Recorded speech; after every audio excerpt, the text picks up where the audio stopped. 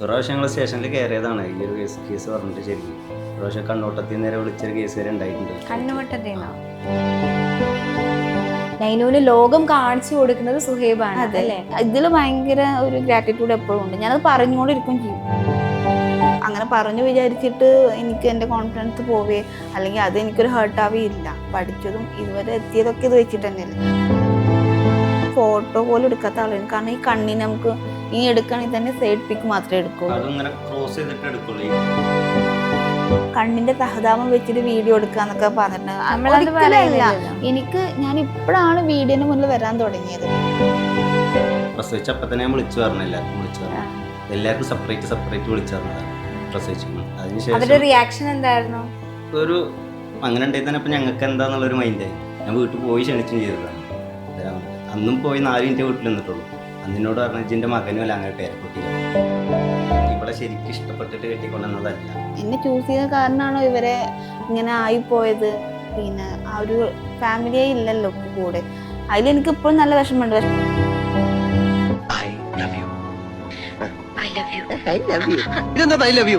എനിക്ക് പ്രശ്നമൊന്നുമല്ല, ഞാൻ പറഞ്ഞേക്കാം.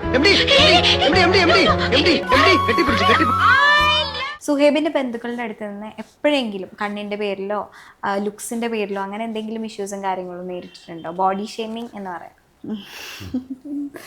ഒരു പ്രാവശ്യം ഞങ്ങൾ സ്റ്റേഷനിൽ കയറിയതാണ് ഈ ഒരു കേസ് പറഞ്ഞിട്ട്. ശരിക്കും ഒരു പ്രാവശ്യം കണ്ണോട്ടത്തിൽ നേരെ വിളിച്ചൊരു കേസ് വരെ ഉണ്ടായിട്ടുണ്ട്. കണ്ണുവട്ടത്തേന്നോ? അതിൻ്റെ പേരിൽ ഞങ്ങളൊരു ഈ ഒരു സംഭവം തന്നെ ഞങ്ങൾ ചെറുതായിട്ട് പോയി പരാതി കൊടുത്തിട്ട് അവിടുന്ന് മാപ്പ് ഉറപ്പിച്ചിട്ട് നൈസായിട്ട് വിട്ട് ഒഴിവാക്കി. അതുപോലെ ഞാൻ പറഞ്ഞില്ലേ, പെണ്ണ് കാണാൻ വന്ന സമയത്ത് കണ്ണ് കണ്ടിട്ട് അറപ്പ് തോന്നി എന്ന് പറഞ്ഞൊരു സംഭവമൊക്കെ ബന്ധുക്കളിൽ നിന്ന് ഉണ്ടായിട്ടുണ്ട്. അങ്ങനെ കുറേ സംഭവങ്ങൾ. പിന്നെ കൂടുതലായിട്ട് മനസ്സമാധാനം കളയേണ്ടെന്ന് കരുതിയിട്ടാണ് ഞങ്ങൾ സെപ്പറേറ്റ് ആയിട്ട് ഒരുമിച്ചൊരു ജീവിതം മുന്നോട്ട് കൊണ്ടുപോകാമെന്ന് കരുതിയത്. പിന്നെ വീട്ടിൽ നിന്ന് അങ്ങനെ നൈസായിട്ട് പറഞ്ഞപ്പോൾ തന്നെ അതിലുള്ള പരിപാടി നോക്കി പോകുന്നത്. എനിക്ക് കണ്ണിൻ്റെ ഞാൻ ഇത്രയും ഇപ്പോൾ 10-28 വയസ്സ് കഴിഞ്ഞു. ഇതിൻ്റെ ഇടയ്ക്ക് ഞാൻ ഒപ്പം പഠിച്ചപ്പോഴോ വർക്ക് ചെയ്തപ്പോഴോ ആരും എൻ്റെ കണ്ണിന് ഇതുവരെ ആ ഒരു പ്രോബ്ലമായിട്ട് സംസാരിച്ചിട്ടുമില്ല, നോക്കിയിട്ടുമില്ല. എനിക്ക് ഇതുവരെ നെഗറ്റീവ് ഉണ്ടായിട്ടില്ല. നെഗറ്റീവ് ഉണ്ടാകാൻ തുടങ്ങിയത് ഇപ്പോൾ റീസെൻ്റ് ആയിട്ടുള്ള ഈ പ്രശ്നം തുടങ്ങിയതിന് ശേഷമാണ് ഇങ്ങനെ ഐയിലേക്ക് എടുത്തിടാൻ തുടങ്ങിയത്. പക്ഷെ എനിക്കതൊരു പ്രോബ്ലം ഇല്ല. കാരണം അത് അങ്ങനെ പറഞ്ഞു വിചാരിച്ചിട്ട് എനിക്ക് എൻ്റെ കോൺഫിഡൻസ് പോവേ അല്ലെങ്കിൽ അത് എനിക്കൊരു ഹേർട്ടാവേ ഇല്ല. Very good.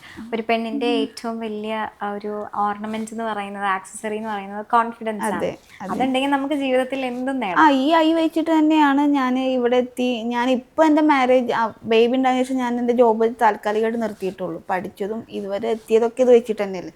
അതുകൊണ്ട് എനിക്കതൊരു പ്രശ്നമായിട്ട് തോന്നിയിട്ടില്ല. പിന്നെ കാണുന്നവർക്ക് അതൊരു പ്രശ്നമാണെങ്കിൽ അത് അവരുടെ പ്രശ്നമാണ്. അതിൽ ഞാൻ നോക്കാറില്ല. കരിയറിലേക്ക് വരുമ്പോൾ ഇപ്പൊ എന്താ ആക്ച്വലി ചെയ്തുകൊണ്ടിരിക്കുന്നത്? ജോബ് ഇപ്പൊ ഞാൻ എല്ലാം റിസൈൻ ചെയ്തിട്ടാണ്. ഞാൻ ഡിഗ്രി കഴിഞ്ഞതിന് ശേഷം കമ്പ്യൂട്ടർ BEd ആണ് എടുത്തിട്ടുണ്ടായിരുന്നത്. ഓക്കെ. അതിനുശേഷം ഞാൻ ടീച്ചറാണ്. കമ്പ്യൂട്ടർ ടീച്ചറായിട്ട് വർക്ക് ചെയ്തിട്ടുണ്ട്. അത് നാട്ടിലാണ് വർക്ക് ചെയ്തിട്ടുണ്ട്, പാലക്കാടെല്ലാം. ഇതിനുശേഷം ഞാൻ എറണാകുളത്തേക്ക് ഷിഫ്റ്റ് ചെയ്തത്. നമുക്ക് സെൻട്രൽ ഗവൺമെൻറ്റിൻ്റെ കീഴിൽ നമുക്ക് ഇത്ര കുട്ടികളെ, നമ്മുടെ പഞ്ചായത്തിൻ്റെ കീഴിൽ ഇത്ര കുട്ടികളെ ഫ്രീ ആയി പഠിപ്പിക്കാൻ സ്കോളർഷിപ്പ് ഉണ്ടായിരുന്നു. എൻ്റെ തെങ്കര പഞ്ചായത്തിൽ എനിക്കാണ് അത് കിട്ടിയത്. കുടുംബശ്രീയിലൊക്കെ ഉണ്ടായിരുന്നു. അങ്ങനെ ഫ്രീ ആയിട്ട് ഗവൺമെൻറ്റിൻ്റെ ചിലവിൽ അവർ പഠിപ്പിക്കും. അങ്ങനെ എറണാകുളത്ത് അവിടെ പോയി 8 മാസത്തെ കോഴ്സായിരുന്നു. എല്ലാം ഫ്രീ ആയിരുന്നു. അങ്ങനെ അവിടെ നിന്ന് പഠിച്ച് എനിക്ക് ഇൻ്റർവ്യൂസൊക്കെ അറ്റൻഡ് ചെയ്തപ്പോൾ ഇൻഫോ പാർക്കിൽ അതേപോലെ HDFC ബാങ്കിലാണ് എനിക്ക് കിട്ടിയിട്ടുണ്ടായിരുന്നത്. ഞാൻ ചൂസ് ചെയ്തത് HDFC ബാങ്ക് ആയിരുന്നു. അവിടെ വർക്ക് ചെയ്തു. ഒരു 1 ഇയറിൻ്റെ അടുത്ത് അവിടെ വർക്ക് ചെയ്തു. പിന്നെ എനിക്ക് കണ്ണിൻ്റെ ഇഷ്യൂ അവിടെ, നമ്മൾ എറണാകുളത്താകുമ്പോൾ അവിടെ ഈ വാട്ടറിൻ്റെ പ്രശ്നം, അതുപോലെ അത് ഭയങ്കര പ്രശ്നമാവാൻ തുടങ്ങി. വെള്ളം ഒന്നും ഓക്കെ അല്ല, കണ്ണിന് ഇൻഫെക്ഷൻ വരാൻ തുടങ്ങി. അതുപോലെ എനിക്ക് ഫുഡും ഒന്നും റെഡി ആവുന്നില്ല. പിന്നെ വീട് നന്നായിട്ട് മിസ് ചെയ്യാൻ തുടങ്ങി. കാരണം എന്തോ അതിന് മാറി താമസിക്കാത്തതുകൊണ്ട് പക്ഷെ നല്ലൊരു പ്ലാറ്റ്ഫോമായിരുന്നു എനിക്കത്. ഞാൻ വർക്ക് ചെയ്തതിൽ എനിക്ക് ഏറ്റവും കൂടുതൽ ഇഷ്ടമല്ല എനിക്ക് ഭയങ്കര നമ്മൾ കരിയറിൽ പോകണം. കരിയറിൽ ഒന്നും കൂടി നമ്മൾ ഹൈ ആയിട്ട് നിന്ന ഒരു, കാരണം HDFC എന്ന് പറഞ്ഞാൽ നമ്മളെ എംപ്ലോയീസിനെ അത്രയും ട്രീറ്റ് ചെയ്യുന്ന ഒരു പ്ലാറ്റ്ഫോമായിരുന്നു. പക്ഷേ എൻ്റെ കണ്ണിൻ്റെ ഒക്കെ പ്രശ്നം കൊണ്ട് ഞാൻ അവിടെ നിന്ന് റിസൈൻ ചെയ്തു. പിന്നെ നാട്ടിലെത്തിയിട്ട് ഞാൻ അക്കാഡമിക് കൗൺസിലറായിട്ട് ഒരു ഇൻസ്റ്റിറ്റ്യൂട്ടിൽ വർക്ക് ചെയ്യായിരുന്നു, മെഡിക്കലിൻ്റെ. അവിടെ ഒരു 1.5 ഇയർ അവിടെ വർക്ക് ചെയ്തു. പിന്നെ അവിടെ നിന്ന് ഞാൻ ഇവിടെ നാട്ടിലേക്ക് നമ്മളെ മണ്ണാർക്കാടിലേക്ക് മാറാൻ നോക്കിയിട്ടുണ്ടായിരുന്നു. കാരണം ഈ ട്രാവലൊക്കെ പെരിന്തൽമണ്ണയായിരുന്നു ഞാൻ അവിടെ അക്കാഡമിക് കൗൺസിലറായിട്ട് വർക്ക് ചെയ്തിട്ടുണ്ടായിരുന്നു. അപ്പോൾ ട്രാവൽ എന്തെങ്കിലും ചെയ്യുമ്പോൾ കണ്ണിലേക്ക് ഇങ്ങനെ ഹോസ്റ്റലിൽ നിൽക്കുമ്പോൾ എനിക്ക് വെള്ളം മാറിയാൽ ഭയങ്കര പ്രശ്നമാണ് കണ്ണിന്. അപ്പോൾ ട്രാവൽ ചെയ്യുമ്പോഴും ഈ കാറ്റ് നന്നായിട്ട് അടിക്കുമ്പോഴും പ്രശ്നമാണ്. അപ്പോൾ ഗ്ലാസ് യൂസ് ചെയ്താലും നമ്മൾ എന്തായാലും ഡസ്റ്റും കാര്യങ്ങളൊക്കെ നമ്മളെ കണ്ണിലേക്ക് തട്ടുമല്ലോ. അപ്പം ഞാൻ ഇവിടെ നമ്മളെ നാട്ടിൽ തന്നെ ഇങ്ങനെ നോക്കിയിട്ടുണ്ടായിരുന്നു.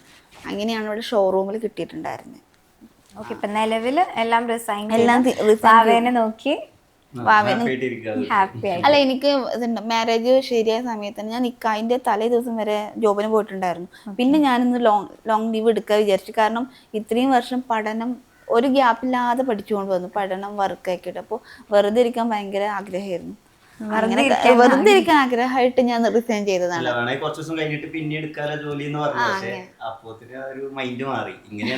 പിന്നെ ഇവരെ കൂടെ കൂടിയതിനു ശേഷം എന്താ ഞാൻ നേരത്തെ അയ്യന്റെ ഇടയിൽ പറഞ്ഞത് ഫോട്ടോ എടുക്കാൻ പ്രശ്നമാണെന്ന് പറഞ്ഞപ്പോഴാണ് അത്. അപ്പോൾ ഇവരെ കൂടിയതിനു ശേഷം ഞാൻ ആദ്യം ഫോട്ടോ പോലും എടുക്കാത്ത ആളായിരുന്നു. കാരണം ഈ കണ്ണിന് നമുക്ക് ഇനി എടുക്കുകയാണെങ്കിൽ തന്നെ സൈഡ് പിക്ക് മാത്രമേ എടുക്കുള്ളൂ. കാണാത്ത രീതിയിൽ ഞാൻ ഹൈഡ് ചെയ്തിട്ടൊക്കെ എടുത്തിട്ടുണ്ടായിരുന്നു. പക്ഷെ ഇവരെ കൂടി വന്നതിന് ശേഷം ഫസ്റ്റ് പിക്ക് ഫോൺ എടുക്കുമ്പോൾ തന്നെ ഞാൻ വേണ്ട, ഞാൻ എടുക്കാനില്ല എന്ന് പറഞ്ഞു. പക്ഷെ അല്ല, എൻ്റെ ഫോൺ അടിപൊളിയാണ്, എടുത്ത നല്ല ഭംഗിയുണ്ടായിരിക്കും കാണാൻ എന്ന് പറഞ്ഞു.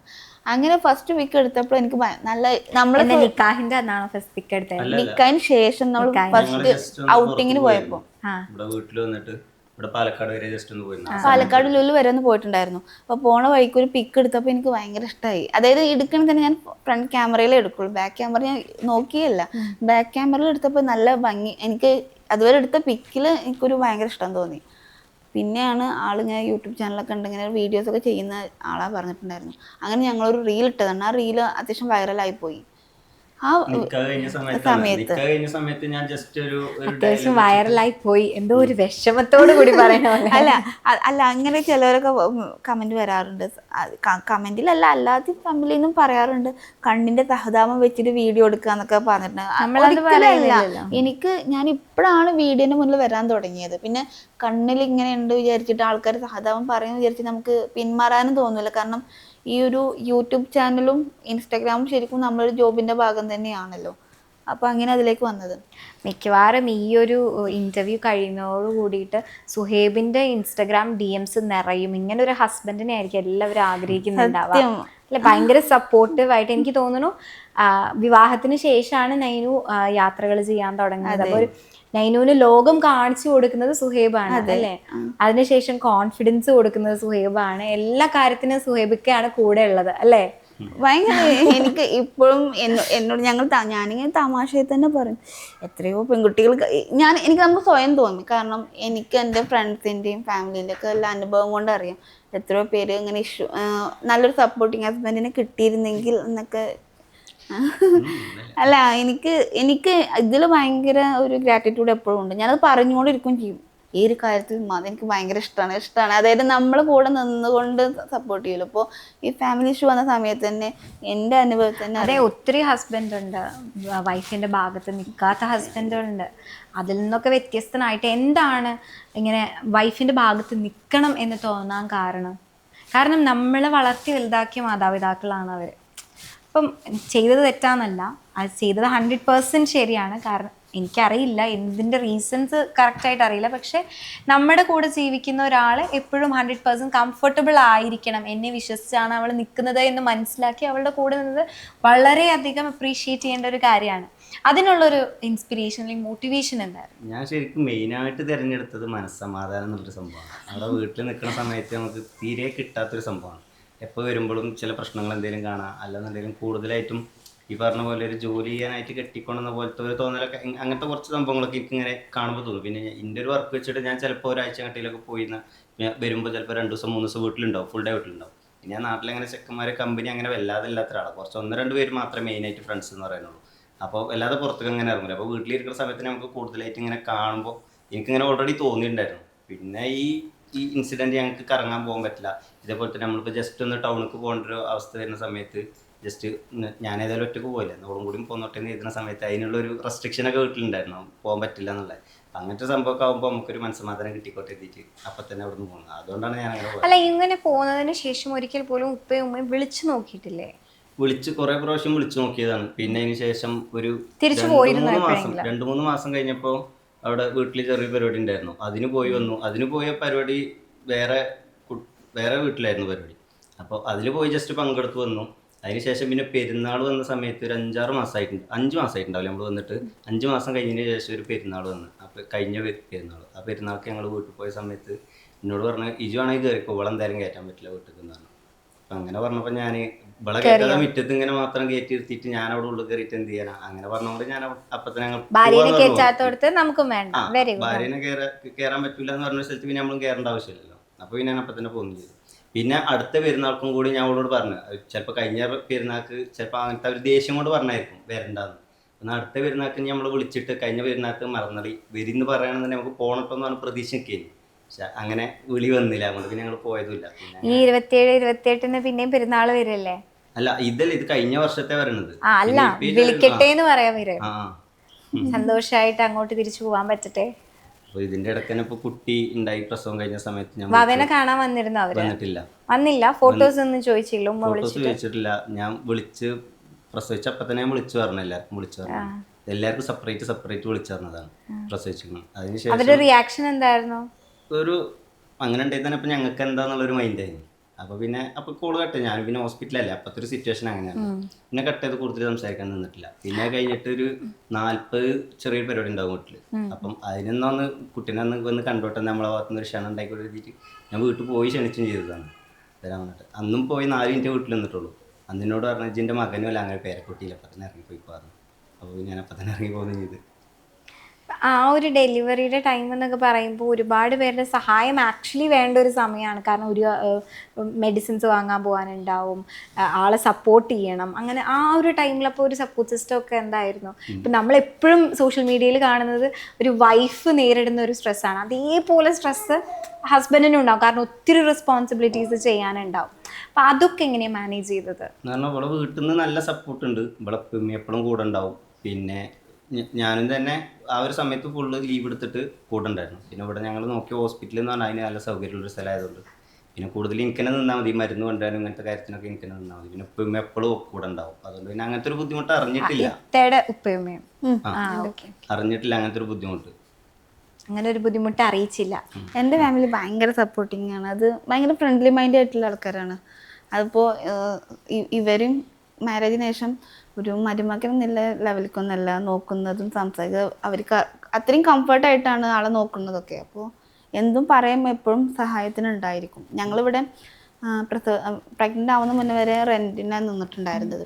റെസ്റ്റ് ആണെന്ന് പറഞ്ഞപ്പോൾ ഞങ്ങളെ വീട് വെറുതെ നല്ലൊരു സംഖ്യ റെന്റ് കൊടുക്കണം. അപ്പോൾ പിന്നെ ഞങ്ങൾ അവിടുന്ന് വീട് ഒഴിവാക്കിയിട്ട് ഇവിടെ വീട്ടിൽ തന്നെ റെസ്റ്റ് ആയതാലും ആണല്ലോ, എല്ലാവരും കെയർ ചെയ്യണം. ഇവിടെ ഒറ്റക്ക് വീട്ടിൽ ഇട്ടിട്ട് പിന്നെ ഞാൻ അവിടെ റെന്റ് വീട്ടിൽ നിൽക്കേണ്ട ആവശ്യമില്ല. അപ്പൊ പിന്നെ ഞങ്ങൾ ഇവിടെ തന്നെ വന്നിട്ട് താൽക്കാലികമായിട്ട് മാറിയതാണ്. പിന്നെ നമുക്ക് വീട് പണി നടന്നുകൊണ്ടിരിക്കുന്നൊക്കെ ഉണ്ട്. വീട് പണിയുന്നുണ്ട്, സ്ഥലം വാങ്ങി സ്റ്റാർട്ട് ചെയ്യണം വീട് പണി. ഓക്കെ. ഇപ്പം ഇങ്ങനെ ഭാര്യനെ സപ്പോർട്ട് ചെയ്യുന്ന ഒരാൾ നേരിടാൻ പോകുന്നത് ഒരുപാട് വെല്ലുവിളികളായിരിക്കും. അതിനകത്ത് ഒന്നാണ് ഈ പെണ്ണുണ്ണി, അല്ലെങ്കിൽ ഭാര്യയുടെ വാലിൽ തൂങ്ങി നടക്കുന്നവൻ, അച്ചി വീട്ടിൽ പരമസുഖം. ഇതൊക്കെ കേൾക്കാൻ സാധ്യതയുള്ള പേരുകളാണ്. ഇങ്ങനെ കേട്ടിട്ടുണ്ടോ എപ്പോഴെങ്കിലും?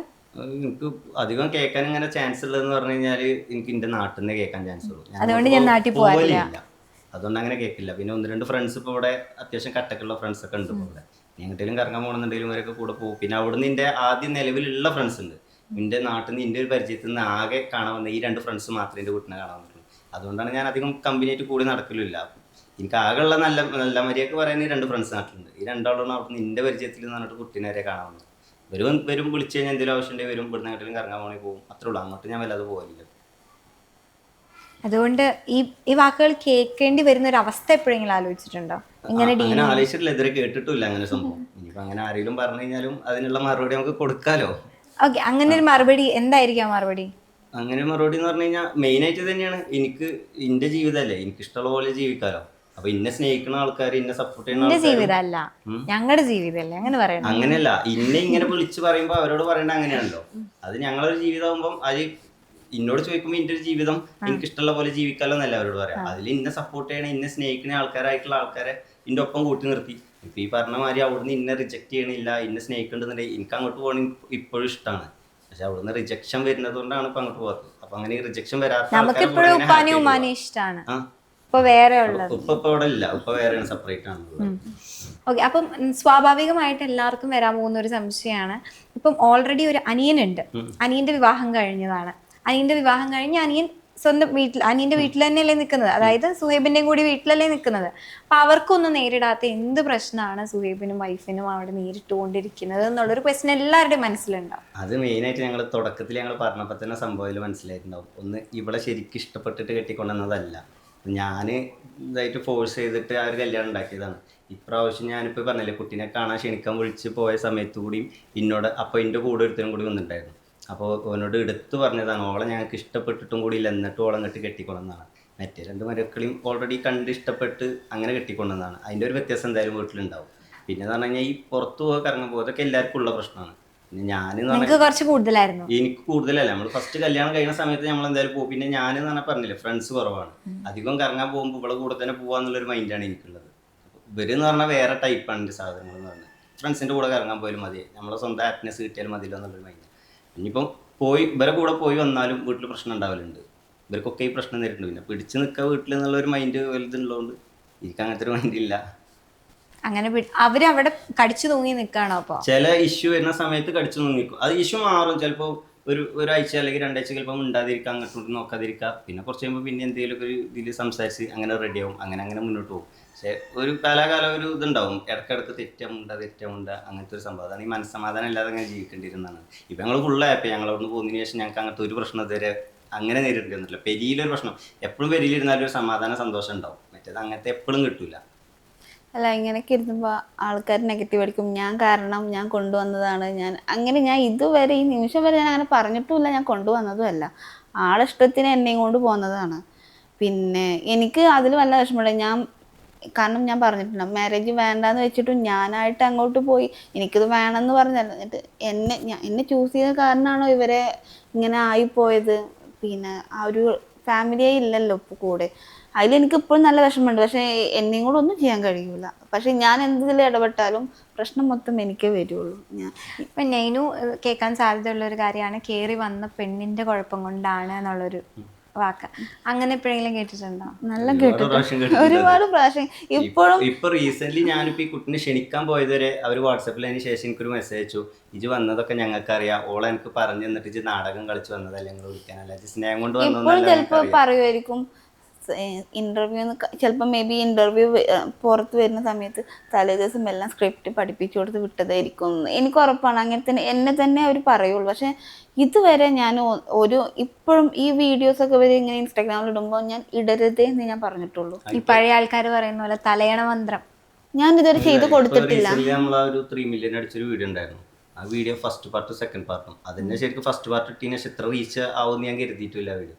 അപ്പോൾ അതിനുശേഷം സെക്കൻഡ് പാർട്ട് ഇടുന്ന ഇവള് കുറേ പറഞ്ഞിട്ടുണ്ടാന്ന് പറഞ്ഞു. ഞാൻ പറഞ്ഞു ഇത് ഉണ്ടാക്കി വെച്ചില്ല, ഇതും കൂടി ഇടാം. ഇതിനുശേഷമുള്ള വീഡിയോ ഇവള് ചെയ്യാനേ ശ്രമിച്ചിട്ടില്ല. അതിൻ്റെ അടുത്ത പാർട്ട് ഞാൻ നോർമലി ഞാൻ എൻ്റെ പണ്ടത്തെ ഒരു ഇത് വെച്ചിട്ടാണെങ്കിൽ എനിക്ക് ഭയങ്കര ധൈര്യവും കാര്യങ്ങളും. ഇപ്പോൾ എന്ന് പറഞ്ഞാൽ ഒന്നാമത് നമുക്ക് ആഫ്റ്റർ പ്രഗ്നൻസി നമ്മളെ ഭയങ്കര മെൻ്റലി നമ്മൾ ഡൗൺ ആയിരിക്കും. പെട്ടെന്ന് നമുക്ക് സ്ട്രെസ്സ് വരും. അത് കൂടി ഒരു ബേബിയും കൂടി ആയ സമയത്ത് ഞാൻ എല്ലാ പെണ്ണുങ്ങൾക്കും പ്രസവിച്ച് കിടക്കുമ്പോഴായിരിക്കും ഹാപ്പിനെസ്, സമാധാനം, സന്തോഷം കിട്ടുക. ഞാൻ ഈ ഇഷ്യൂൻ്റെ ഇടയിൽ കൂടെ പോയിക്കൊണ്ടിരുന്നത്.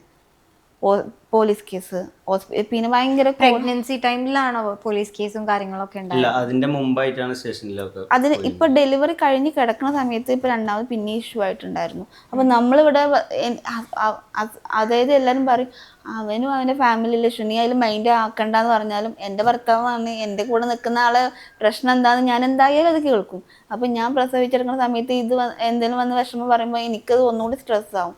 അല്ലെങ്കിൽ എനിക്ക് പെട്ടെന്ന് നമുക്കിത് ഒരു ഇഷ്യൂ കേൾക്കുമ്പോൾ ഇഷ്യൂ കഴിഞ്ഞതിന് ശേഷം ഞാൻ ഓക്കെ ആവും, ഇങ്ങനെ പറഞ്ഞാൽ മതി, അല്ലെങ്കിൽ നമുക്ക് കുഴപ്പമില്ല, റെഡി ആവും, അങ്ങനെയൊക്കെ പറയും. പക്ഷേ കേൾക്കുന്ന സമയത്ത് നമുക്ക് ഭയങ്കരമായിട്ട് ഡൗൺ ആയി പോകും, പെട്ടെന്ന് പേടി വരും. ഇപ്പം അതായത് ഞാൻ എല്ലാവരും പറഞ്ഞു പ്രസവിച്ച് കിടക്കുന്ന ഒരു സുഖമൊന്നും എനിക്ക് കിട്ടിയിട്ടില്ല. കാരണം ഈ ഇഷ്യൂവിൻ്റെ ഇടയിൽ കൂടെ ഞാൻ പോയിക്കൊണ്ടിരിക്കുന്നത്. പക്ഷെ എന്നാലും നെഗറ്റീവ് നല്ല പോലെ ഉണ്ട്. അപ്പം എല്ലാ പെൺകുട്ടികളും നേരിടുന്ന ഒരു കാര്യമാണ് പോസ്റ്റ്പാർട്ടം ഡിപ്രഷൻ. അങ്ങനെ എപ്പോഴെങ്കിലും ഉണ്ടായിട്ടുണ്ടോ? എൻ്റെ വീട്ടിൽ ഭയങ്കര സപ്പോർട്ടിങ്ങും കെയറിങ്ങും ആയതുകൊണ്ട് എനിക്ക് ആ ഒരു പ്രശ്നമില്ല. അതായത് ഞാൻ കണ്ട ഒരു അനുഭവത്തിലുള്ളത് നോക്കാൻ ആളില്ലാത്തതിൻ്റെ പ്രശ്നം, അല്ലെങ്കിൽ അതായത് കെയർ ചെയ്യുന്നില്ല, അല്ലെങ്കിൽ മനസ്സിലാക്കുന്നില്ല, ദേഷ്യം വരുമ്പോൾ കൂടെ നിൽക്കുന്നില്ല, അതിലൊന്നും എനിക്ക് ഒരു ബുദ്ധിമുട്ടും നമ്മുടെ ബോഡിയിൽ തന്നെ ഒരുപാട് ചേഞ്ചസ് വരുന്നില്ല, അതൊക്കെ ഈ പോസ്റ്റ്പാർട്ടം ഡിപ്രഷന്റെ ഭാഗമാണ്. അങ്ങനെ എന്തെങ്കിലും അയ്യോ എൻ്റെ ബോഡിയിൽ വന്ന തടി എല്ലാവർക്കും ഇഷ്ടമാണ്. ഞാൻ തടി ഇല്ലാത്ത ഒരാളായിരുന്നു. ആ ഒരു ബോഡിയിൽ വന്ന് ചേഞ്ചസ് എല്ലാവരും അങ്ങനെ തന്നെ വേണം എന്നിട്ട് അങ്ങനെ ഇത്രയും വണ്ണം വേണമെന്നാണ് എനിക്ക് വണ്ണം കൂടി പോയി എന്നുള്ളൊരു സങ്കടം അതുണ്ടാവില്ല. ഇല്ല, എല്ലാവരും അങ്ങനെ തന്നെ വേണം, ശരി ഒന്നുകൂടി കഴിച്ചുകൊണ്ടിരിക്കുക, അങ്ങനെ ഒരു മൈൻഡാണ് എല്ലാവർക്കും എൻ്റെ വീട്ടിൽ. അപ്പോൾ അതുകൊണ്ട് അങ്ങനത്തെ പ്രശ്നമില്ല. എനിക്ക് ഈ ഒരു ഇഷ്യൂ എൻ്റെ മൈൻഡിൽ കിടക്കണോണ്ട് ഇതൊന്ന് തീർന്ന് കിട്ടിയിരുന്നെങ്കിൽ, അല്ലെങ്കിൽ ഇതില്ലാതിരുന്നെങ്കിൽ ഒന്നുകൂടി നമുക്ക്, അതായത് നമ്മൾ അവിടെ പ്രതീക്ഷിക്കുന്നുണ്ടോ എപ്പോഴെങ്കിലും ഈ ഇഷ്യൂസ് ഒക്കെ മാറി എനിക്ക് സുഹേബിന്റെ വീട്ടിൽ പോകാൻ പറ്റും? അത് നമുക്ക് എന്തായാലും ആഗ്രഹം ഉണ്ടായിരിക്കില്ല. കാരണം ആഗ്രഹമല്ല, പ്രതീക്ഷയുണ്ടോ അവര് തിരിച്ചു വിളിക്കുമെന്ന് പ്രതീക്ഷ? നമുക്ക് വേറൊരാളെ അത്ര സ്ട്രോങ് ആണോ? എനിക്കിപ്പോ റീസെന്റ് വിളിച്ചിട്ട് ഞാൻ അരിവാൾ വണ്ടിയിൽ വെച്ചിട്ടാണ് നടക്കുന്നത്, എന്നെ കണ്ടാൽ ഞാൻ വിട്ടെന്നൊക്കെ പറഞ്ഞിട്ടുണ്ട്. അതേപോലെ എനിക്ക് നാട്ടിൽ കുറച്ച് സ്ഥലമുണ്ട്. ആരാണ് ഏറ്റവും കൂടുതൽ ടെറർ ഇതിനകത്ത്? ടെറർ അത് നമുക്ക് അങ്ങനെ പറയാൻ പറ്റില്ല. ഇതില് ആളെ പേര് പറഞ്ഞു കഴിഞ്ഞാൽ കുറച്ച് വിഷയമുണ്ട്. അപ്പം എനിക്ക് നാട്ടിൽ കുറച്ച് സ്ഥലമുണ്ട്. അത് വിൽക്കാൻ വേണ്ടിയിട്ട് ഞാൻ അതിൻ്റെ ഇടയ്ക്ക് നോക്കിയിട്ടുണ്ടായിരുന്നു. ഇപ്പം നമ്മൾ നാട്ടിലേക്ക് പോകണില്ലല്ലോ, പിന്നെ അങ്ങനെ സ്ഥലം അവിടെ വെക്കേണ്ട ആവശ്യമില്ല. ഇവിടെ വീട് പണിയും കാര്യങ്ങളൊക്കെ സെറ്റാക്കാൻ എഴുതിയിട്ട്, അപ്പം അത് റീസെൻ്റ്ലി ഇപ്പോൾ ഒരാളായിട്ട് കച്ചവടം റെഡി ആയതായിരുന്നു. ഇപ്പോൾ അയാളെ ഇവർക്ക് ചെറിയൊരു പരിചയമുള്ള ഒരാളും കൂടിയാണ്. അപ്പോൾ അയാളെ അടുത്തെന്ന് പറഞ്ഞപ്പോൾ അയാൾ വിളിച്ചിട്ട് അയാളെയും ഭീഷണിപ്പെടുത്തി, ആ സ്ഥലങ്ങൾ വാങ്ങിക്കഴിഞ്ഞാൽ ഞങ്ങൾ വാങ്ങാനേക്കൂല, നിങ്ങളെ വിൽക്കാനും ആയിക്കൂല വാങ്ങിക്കഴിഞ്ഞാൽ, അപ്പോൾ അതിന് നിൽക്കണ്ട എന്ന് പറഞ്ഞിട്ട് ആ കച്ചവടത്തിന് നിൽക്കണ്ട, നമ്മൾ മുടക്കാനൊക്കെ കുറേ നോക്കി. അതിൻ്റെ ഒരു ചെറിയ ഇഷ്യൂ ഇപ്പം നടക്കുന്നുണ്ട്. മുടങ്ങിയോന്ന് വെച്ച് കഴിഞ്ഞാൽ ഇപ്പോഴും ഒരു തീരുമാനമായിട്ടില്ല. ഇതൊക്കെ കേൾക്കുമ്പോൾ നമുക്ക് വിഷമം. കാരണം നമ്മളെ പ്രോപ്പർട്ടി, നമുക്ക് ഒരു വീട് പണി തുടങ്ങണം എന്നുണ്ടെങ്കിൽ നമുക്ക് അതൊക്കെ നമ്മൾ ഫ്യൂച്ചറിൽ കാണുമല്ലോ, അതിൽ നിന്നുള്ള ഇൻകം കിട്ടിയിട്ടൊക്കെ വേണം തുടങ്ങാൻ. പക്ഷെ ഇതിൽ ഇങ്ങനെ പ്രശ്നമാകുമ്പോൾ നമുക്കൊരു മുന്നോട്ട് പോകുന്തോറും വിഷമത്തോടെ ഒരു ദിവസങ്ങൾ നിൽക്കുന്നത്. കാരണം ഒരു കോൾ വരുമ്പോൾ തന്നെ നമുക്ക് ആകെ ഇതാവും, ഇനി എന്താണ് ഇനി അടുത്ത ഇഷ്യൂ ഉണ്ടാക്കിക്കാണോ, പിന്നെ അങ്ങനെ നമുക്കൊരു മൈൻഡ് ആയിപ്പോയി ഇപ്പോൾ. പക്ഷെ ഞങ്ങൾ അവിടുന്ന് മാറി താമസിച്ചതിന് ശേഷം ഭയങ്കര ഹാപ്പിയാണ് എനിക്ക്. അതായത് അവിടുന്ന് പോകുന്നതിൽ ഇതും കൂടെ അല്ല, റിഗ്രറ്റ് ഉണ്ട്, അതെ ഉണ്ട്. പിന്നെ അതായത് ഇവരെ ഫാമിലിന് നഷ്ടപ്പെട്ടോ ഞാൻ കാരണം, എന്താ ചെയ്യുക, ഞാൻ കാരണമാണോ ഇതൊക്കെ വന്ന്. പക്ഷെ ഞാനായിട്ട് ഉണ്ടാക്കിയ പ്രശ്നമല്ല, എന്നാലും എൻ്റെ മനസ്സിൽ ഞാൻ കാരണമായി ഇത് വന്ന് സംഭവിച്ചതെന്നുള്ള ഇതുണ്ടായിരുന്നു. പക്ഷെ ആ നിമിഷം ആൾ കൂടല്ലതുകൊണ്ട് എന്നാ സന്തോഷം ഉണ്ടേനും. വീഡിയോ എടുക്കും ഞാൻ ആദ്യമൊക്കെ ഇതേപോലെ കല്യാണത്തിന് മുമ്പ് കുറച്ചൊക്കെ വീഡിയോ അങ്ങനെ എടുത്തിടും, എങ്ങോട്ടെങ്കിലും കറങ്ങാൻ പോയാലും. ശരിക്കും റീച്ച് ഒന്നും വരില്ല, ഒരു 1500-2000 വ്യൂസിനൊക്കെ ഒതുങ്ങിയ സമയത്ത് നിൽക്കാൻ കഴിഞ്ഞിട്ട് ഫസ്റ്റ് ആയിട്ട് ഞങ്ങൾ രണ്ടാളും ഒപ്പം നിൽക്കുന്ന കുറച്ച് സെൽഫീസും ഫോട്ടോസൊക്കെ വെച്ചിട്ട് ഒരു ഡയലോഗ് ഉണ്ട്, അത് വെച്ചിട്ട് അങ്ങനെ വീഡിയോ ഇട്ടാ. ആ വീഡിയോ ഞാൻ പ്രതീക്ഷിക്കണ പോലും കൂടെ ആയില്ല. ഫസ്റ്റ് ഡേയിൽ തന്നെ 60K ആയിരുന്നു. ഇനി 2-3 ദിവസം കൊണ്ട് അത് 500K എത്തിയപ്പം ഞാൻ തീരെ പ്രതീക്ഷിച്ചില്ല അത്രയൊന്നും വ്യൂസ് കിട്ടും. ഒരു 10K കിട്ടിയാലായി എഴുതിയിട്ട് ഇട്ടാണ്. അപ്പം അതിനുശേഷം പിന്നെ 1-2 വീഡിയോ അങ്ങനെ ഇട്ടപ്പോൾ കുറച്ച് റീച്ചായി. പിന്നെ ഞങ്ങൾ ഡ്രോപ്പ് ചെയ്തിരുന്നു വീഡിയോ ഉണ്ടാക്കുന്നതൊക്കെ. പിന്നെ കഴിഞ്ഞ് കല്യാണം കഴിഞ്ഞ് ഇവിടെ പോയതിനു ശേഷം, ആലപ്പുഴ പോയതിനു ശേഷം നമുക്ക് ജസ്റ്റ് ഒരു വീഡിയോ എടുത്തിട്ട് ചെയ്യുന്നത്. ഒരു ഇംഗ്ലീഷിൽ ഒരു കപ്പിൾ സാസിൻ്റെ ഒരു ഡയലോഗ് ഉണ്ടായി, അത് ഞങ്ങൾ നേരെ മലയാളത്തിൽ ട്രാൻസ്ലേറ്റ് ചെയ്തിട്ട് ഫസ്റ്റ് അതേപോലെ ഒന്ന് ചെയ്ത് നോക്കിയപ്പോൾ കുഴപ്പമില്ല, കുറച്ച് ആൾക്കാരൊക്കെ ഒന്ന് സപ്പോർട്ടൊക്കെ കിട്ടി. പിന്നെ അവിടുന്ന് ശേഷം പിന്നെ അങ്ങനത്തെ ഒരു മൈക്കൊക്കെ വാങ്ങിയിട്ട് കൂടുതൽ സെറ്റാക്കി കൊണ്ടുവന്നിട്ട് ഇങ്ങനെ ആവും. ഞങ്ങൾ ജസ്റ്റ് ഒരു സന്തോഷത്തിന് വീഡിയോ ഇങ്ങനെ ചെയ്തു തുടങ്ങി. പക്ഷേ ഇത്രയും ഇതാവും എന്നുള്ള കരുതിയിട്ടില്ല വീഡിയോസ് ഒന്നും. അപ്പൊ ഇനി എന്തായാലും റീൽസ് എല്ലാം ചെയ്യുന്ന ആൾക്കാരാണ്, ഞാനിത് തരാൻ പോകുന്ന ഒരു ചെറിയ ടാസ്ക് ആയിരിക്കും നിങ്ങൾക്ക്. ജസ്റ്റ് നമ്മുടെ ലാലേട്ടൻ്റെ ഒരു മൂവി കണ്ടിട്ടില്ലേ, ഐ ലവ് യു പറയുന്നത്?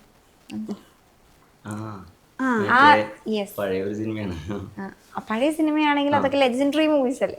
അപ്പൊ നമുക്ക് ജസ്റ്റ് ഒന്ന് ആ ഒരു സീൻ മാത്രം റീക്രിയേറ്റ് ചെയ്യാം. ഡയലോഗ് എനിക്ക് കറക്റ്റ് അത് ഞാൻ കാണിച്ചു തരാം. ഡയലോഗൊക്കെ ഞാൻ എടുത്തു വെച്ചിട്ടുണ്ട്. എന്നോട് പറ I love you. I love you. I love you. ഈ ഐ ലവ് യു ആർക്ക് വേണം? കേൾക്കുന്നതിനകത്തൊരു സുഖം വേണ്ടേ?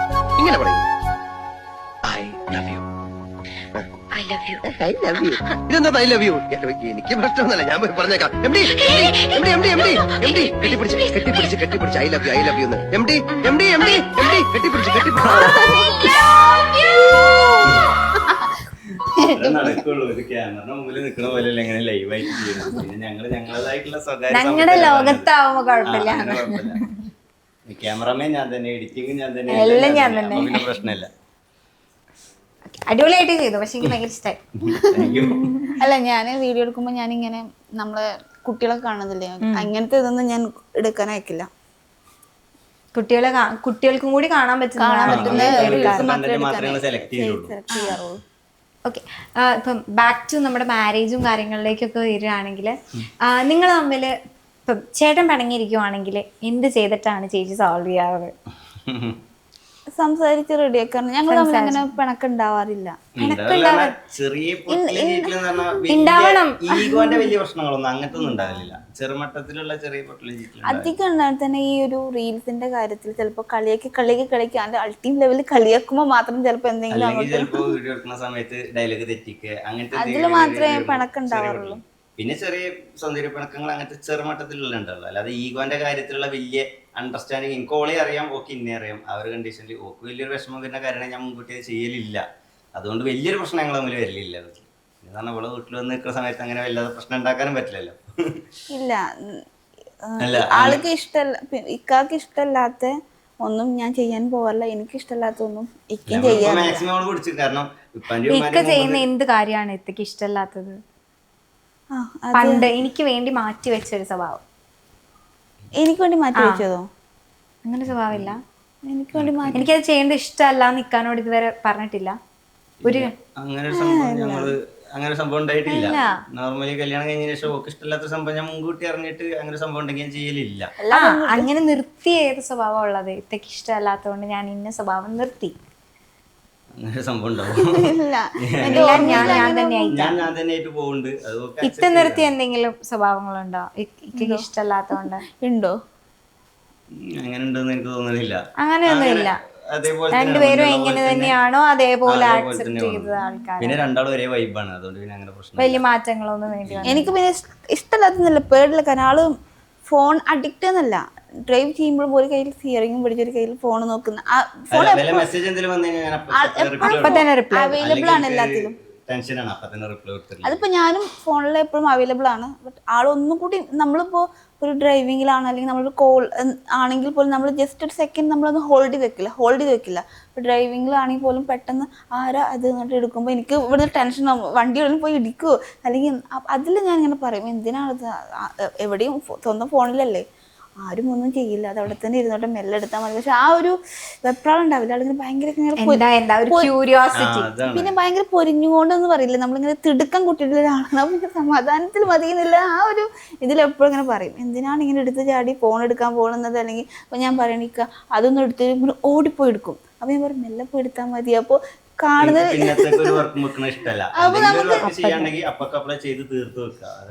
പെട്ടെന്ന് ചിലവരൊക്കെ ചെയ്യുമ്പോൾ ചിലപ്പോൾ കാണുന്നതായിരിക്കും എന്തിനാണ് ഇങ്ങനെ സ്പീഡ് ചെയ്യുന്നത്, അല്ലെങ്കിൽ നമുക്ക് തന്നെ വല്ല അബദ്ധത്തിൽ പോയി എന്തെങ്കിലും വീഴുമെന്ന്. ആ ഒരു ഇതിൽ മാത്രം മെല്ലെ സ്ലോവിൽ ചെയ്താൽ മതി എന്നുള്ള ഇത് മാത്രമേ പറയൂ. വാവ ഉണ്ടായതിനു ശേഷം നമുക്ക് ഒരുപാട് ചേഞ്ചസ് വന്നിട്ടുണ്ടാവും.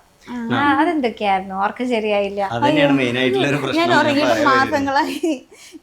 ഞാനിങ്ങനെ വീട്ടിലൊക്കെ പറയും, അയ്യോ കാരണം പ്രസവം അതായത് എല്ലാവർക്കും ഇപ്പത്തെ കണ്ടില്ല 5ഉം 6ഉം കുട്ടികളൊക്കെ എല്ലാവരും ഉള്ള ഇവരൊക്കെ എങ്ങനെയാണ് ഒരു ഉറക്കമൊക്കെ ഹോൾഡ് ചെയ്ത് വെക്കുന്നത് ഞാൻ എപ്പോഴും പറയും. കാരണം പ്രഗ്നന്റ് ആവുന്ന സമയത്ത് നമുക്ക് ഉറക്കം പോയി, ലാസ്റ്റിലേക്ക് വരുമ്പോൾ നമുക്ക് ഉറക്കം മെല്ലെ മെല്ലെ കുറയാൻ തുടങ്ങും. അപ്പോൾ വിചാരിച്ച് ഞാൻ പറഞ്ഞു, ഞാൻ എങ്ങനെ പറയും, പ്രസവമൊക്കെ ചിലപ്പോൾ സിമ്പിളായി കഴിയും കേട്ടോ. ഈ പ്രഗ്നൻസി ഇതിങ്ങനെ കൊണ്ടു നടക്കുന്നത് നമുക്ക് ഭയങ്കര ബുദ്ധിമുട്ട്, വയറുണ്ട്, പിന്നെ മലന്ന് കിടക്കാൻ പാടില്ല, നമുക്ക് ഉറക്കം നഷ്ടപ്പെടല്ലോ. പറഞ്ഞു ഈ ഒരു 9 മാസം തള്ളി നിൽക്കാനാണ് ഭയങ്കര പാട്. പക്ഷെ പ്രസവിച്ച് കഴിഞ്ഞപ്പോൾ മനസ്സിലായത് അതല്ല, ഇപ്പൊ ഭയങ്കര ടെൻഷൻ. അതായത് കുട്ടി ചിലപ്പോ സുഖമായിട്ട് ഉറങ്ങിയിരിക്കും, പക്ഷെ നമ്മൾ ഇടക്ക് പോയിട്ട് ഇങ്ങനെ നോക്കും, എന്താ അങ്ങനെ ഒരു ടെൻഷനാണ് ഇപ്പൊ. പിന്നെ ഉറക്കം ഇപ്പൊ റെഡി ആയി വരുന്നുണ്ട്. ഛർദിക്ക പാലെന്തെങ്കിലും പുറത്തു വരും, അങ്ങനത്തെ എന്തെങ്കിലും ഉണ്ടോന്നൊക്കെ നമ്മൾ ഇടക്കിടക്ക് ചെക്ക് ചെയ്യണം. ഉറക്കം ശരിക്കും കുറവാണ്. ഞാനിതിന്റെ ജോലിന്റെ ആവശ്യമായിട്ട് ഞാൻ ഇടക്ക് അങ്ങോട്ടോട്ട് മാറിയിരിക്കുന്ന സമയത്ത് എനിക്ക് പിന്നെ ഉറക്കം കിട്ടും. അപ്പം ഇക്കയ്ക്ക് ഏറ്റവും ഇഷ്ടപ്പെട്ട ഫുഡ് ഏതാ കഴിക്കാനായിട്ട്? എനിക്ക് എങ്ങനെ ഫുഡ്, അതായത് എന്ത് ഫുഡായാലും, ചോറിന്റെ അങ്ങനത്തെ കാര്യങ്ങളിലാണോ? എന്തായാലും കുഴപ്പമില്ല, ഇഷ്ടപ്പെട്ട ഫുഡ് ഏതാ? അങ്ങനെയാണെന്നുണ്ടെങ്കിൽ എനിക്ക് സ്വീറ്റ്സ് ആയിട്ടുള്ള ഇങ്ങനത്തെ ഐസ്ക്രീം, ഫലൂദ, അങ്ങനത്തെ കുറച്ച് സംഭവം ഉണ്ടാക്കി തരുന്നതിൽ ഏറ്റവും ഇഷ്ടപ്പെട്ട ഫുഡ് അങ്ങനത്തെ ഫുഡാണ്. ഇതൊന്നും ഉണ്ടാക്കി കൊടുക്കാറില്ല, അടിപൊളി. സമയത്ത് ഓൾ തന്നെയാണ് ഫുഡ് വെച്ചിരുന്നത്. പണ്ടൊരു ഫ്രൈഡ് റൈസ് ഉണ്ടാക്കിയ സ്റ്റോറി വരെ ഭയങ്കര. അതെന്താ ഉണ്ടായേ? അത് കൂടുതൽ വെന്ത് പോയി. നമ്മൾ സാധാ റൈസ് കഴിക്കുന്ന പോലെ ഞാൻ നന്നായിട്ട് വേവിക്കും. അത് കഴിഞ്ഞാൽ നമുക്ക് ഈ പായസം പോലെ വെജിറ്റബിൾസ് ഇട്ടിട്ട് ഒന്ന് വേവിക്കണല്ലോ, അപ്പോഴേക്കൊന്നും വേവിച്ച് പായസാണല്ലോ. പിന്നെ കുഴപ്പമില്ല. അല്ല, എന്റെ ഉമ്മ എങ്ങനെ വെച്ചാൽ നന്നായിട്ട് ഫുഡ് ഉണ്ടാക്കുന്ന ആളാണ്. അപ്പൊ വീട്ടിൽ നിൽക്കുമ്പോ പിന്നെ ഫുഡിന്റെ കിച്ചണിക്ക് നോക്കേ വേണ്ട, ഉമ്മ എല്ലാം റെഡിയാക്കുന്ന ആളാണ്. അപ്പോൾ എനിക്ക് ഇതുവരെ പിന്നെ പഠനം, ജോലി, ഹോസ്റ്റലിലൊക്കെ ആയിട്ട് ഞാൻ വീട്ടിൽ അങ്ങനെ ഫുഡുമ്മലേക്ക് നമുക്ക് പോവില്ല. ഇപ്പോൾ മാരേജ് കഴിഞ്ഞതിന് ശേഷം പെട്ടെന്നാണ് നമ്മൾ റെൻ്റ് ഹൗസിലേക്ക് ഒറ്റയ്ക്ക് താമസം മാറിയത്. അപ്പോഴും സാധാ റൈസ് വെക്കും, അതിലേക്ക് ഞാൻ യൂട്യൂബ് നോക്കിയിട്ട് കടലക്കറി അങ്ങനത്തെയൊക്കെ. പിന്നെ മീൻ എനിക്ക് ഉണ്ടാക്കാൻ അറിയാം, പക്ഷെ ആൾ മീൻ കഴിക്കൂല. അതിലാണ് ഞാൻ ഞാനും മീൻ കഴിക്കില്ല. അയ്യോ അതെന്താ ഇങ്ങനെ? ഞാൻ എപ്പോഴും അങ്ങനെയെന്ന് വെച്ചാൽ എനിക്കും അറിയില്ല, പക്ഷെ എനിക്ക് മീൻ ചില മീനുകൾ മാത്രം. അല്ല, എനിക്കങ്ങനെയല്ല. കരിമീൻ, എനിക്ക് മീനിന്റെ വർക്കാണെങ്കിൽ ഞാനത് കഴിക്കില്ല. എനിക്ക് ഇത് ഈ പറഞ്ഞ പോലെ തന്നെയാണ്. എന്തുകൊണ്ടാണെന്നൊന്നും എനിക്ക് അറിയില്ല. പക്ഷെ എനിക്ക് അതിന്റെ സ്മെല്ലും ടേസ്റ്റും ഒന്നും അത്ര വലിയ ഇഷ്ടമല്ല. സ്മെല്ലേ എനിക്ക് ഇഷ്ടമല്ല. പക്ഷെ ചെറുപ്പം തൊട്ടേ ഞാനത് കഴിക്കില്ല. ഞാൻ ചെറുപ്പത്തിൽ കഴിക്കുമായിരുന്നു. പിന്നെ എനിക്ക് തോന്നുന്നു ഒരു 5ാം ക്ലാസ്സിന് ശേഷം ഞാൻ ഇങ്ങനെയാണ്. എൻ്റെ ഉപ്പ എന്ന് പറഞ്ഞാൽ ഉപ്പാക്ക് മീനിന്റെ ബിസിനസ് ആയിരുന്നു. അപ്പൊ നമ്മൾ വീട്ടിൽ മീൻ തന്നെയായിരുന്നു. മീനിനോട് ഇഷ്ടമുള്ള ആള് കെട്ടിക്കൊണ്ടുവന്ന ആൾക്ക് കെട്ടിക്കൊണ്ടുവന്ന അതായത് കല്യാണം കഴിച്ചതിന് ശേഷം ആൾക്ക് മീനേ ഇഷ്ടമല്ല. ഞാൻ ആകെ എനിക്ക് അറിയുന്നത് മീൻ കൊണ്ടുള്ള കാര്യങ്ങളാണ്. മീൻ പൊരിക്കുക, മീൻ കറി ഒക്കെ പെട്ടെന്ന് കഴിയുന്ന സാധനമാണല്ലോ. പിന്നെ ചിക്കനും ബീഫൊക്കെ കഴിക്കാൻ ഞങ്ങൾ പുറത്തു പോയി കഴിക്കും. അത് ഉണ്ടാക്കാൻ റിസ്ക് എടുക്കലില്ല. പിന്നെ ആലപ്പുഴ നിൽക്കുന്ന സമയത്ത് എന്ന് പറഞ്ഞാൽ നമുക്ക് ചിക്കൻ ബീഫും വാങ്ങാൻ കുറച്ച് ഇതായിരുന്നു. കാരണം നമുക്ക് നമ്മളെ നാട്ടിൽ വരുന്ന നമുക്ക് ഈ ചിക്കനൊക്കെ എന്തൊക്കെ അതിന് പറയാ, മുറിക്കുമ്പോൾ ഹലാൽ എന്നുള്ളൊരു ഇതുണ്ട്. മുറിക്കുന്നത് നല്ല ഹലാലായിട്ടുള്ള ചിക്കനാണെന്ന് നോക്കണല്ലോ. അപ്പൊ അവിടെ നിൽക്കുമ്പോൾ അവിടെ അങ്ങനെ ഉണ്ടാക്കാൻ കുറച്ച് റിസ്ക് എടുക്കണം. അതിനാണ് പിന്നെ ഞങ്ങൾ പുറത്തുപോയി മന്തിച്ചു വരും. അല്ല, യൂട്യൂബിലെ കാലത്തോളം നമുക്കതൊരു പ്രശ്നമല്ല. പിന്നെ ഞങ്ങൾ എന്താ വിചാരിക്കുക വെച്ചാൽ ഡെയിലി അല്ല, ഒരു വീക്കിലി പോയി മന്തി കഴിക്കും. അപ്പോൾ നോൺ വെജ് അങ്ങനെ കഴിച്ചാൽ മതി ബാക്കിയുള്ള സമയത്ത്. പിന്നെ ആൾക്ക് വർക്ക് പുറത്തായതുകൊണ്ട്, പെർഫ്യൂമിൻ്റെ ബിസിനസ് ആയതുകൊണ്ട് എന്നെയും കൊണ്ടുപോകും ചില ടൈമിൽ. അപ്പോൾ ഓൾറെഡി പുറത്തുനിന്നായിരിക്കും ഫുഡ് കഴിക്കാം. വീട്ടിൽ നിൽക്കുമ്പോൾ അധികം വീട്ടിൽ നിൽക്കാറില്ല. അപ്പോൾ എന്തെങ്കിലുമൊക്കെ കടല, ചെറുപയർ സിമ്പിൾ ആയിട്ടുള്ള കുറച്ച് അത് ഉണ്ടാക്കാറുള്ളൂ. ഞാൻ അക്സെപ്റ്റ് ചെയ്യുമ്പോൾ ജസ്റ്റ് ഒരു തക്കാളി ഇട്ടൊരു കറി ആക്കിയാലും അത് ഓക്കെയാണ്. അത് കഴിക്കുക. അങ്ങനെ കുറ്റം പറയ ഇതല്ല, എനിക്കത് അങ്ങനെയൊന്നുമില്ല. ഞാൻ എന്തുണ്ടാക്കിയാലും കഴിക്കും. ഓക്കെ. അപ്പൊ ഇതേപോലെ തന്നെ ഈ സ്നേഹം നിലനിന്ന് പോകട്ടെ. നേരത്തെ പറഞ്ഞ പോലെ വീട്ടിലേക്ക് ഈ ഒരു പെരുന്നാളിന് കയറാൻ സാധിക്കട്ടെ എന്ന് ഞാൻ ആത്മാർത്ഥമായി ആഗ്രഹിക്കുന്നു, പ്രാർത്ഥിക്കുന്നു. താങ്ക് യു സോ മച്ച് ഇത്രയും നേരം ഞങ്ങളുടെ ബീഫ് ബ്ലേസ് പ്രേക്ഷകർക്ക് വേണ്ടി ടൈം സ്പെൻഡ് ചെയ്തതിന്. ആൻഡ് ഞങ്ങൾ 3 പേരെയും കേട്ടിരുന്നതിന് ബീഫ് ബ്ലേസിലെ എല്ലാ പ്രേക്ഷകർക്കും ഒരുപാട് താങ്ക് യു. ബൈ.